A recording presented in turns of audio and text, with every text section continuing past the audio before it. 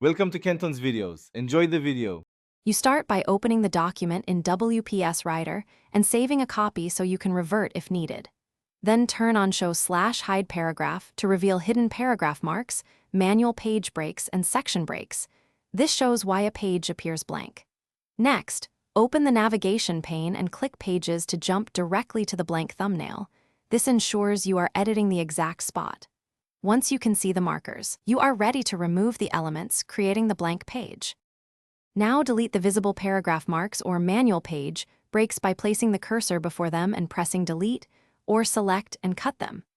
If a section break forces a blank page, change it to a continuous section via page layout breaks, or delete carefully and then fix affected headers.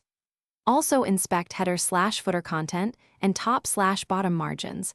Sometimes an oversized footer or extra spacing pushes a blank page. Make sure to update view and recheck the navigation. Finish by using Print Preview and the navigation pane to confirm the blank page is gone. This reflects both on-screen and printed layout. If stubborn blank pages remain, use Replace with paragraph patterns or manually remove multiple paragraph marks.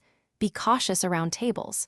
WPS adds a trailing paragraph after a table that can force a page. If editing corrupts layout, copy the document body into a new WPS file. Paste without formatting where possible, and reapply styles. This often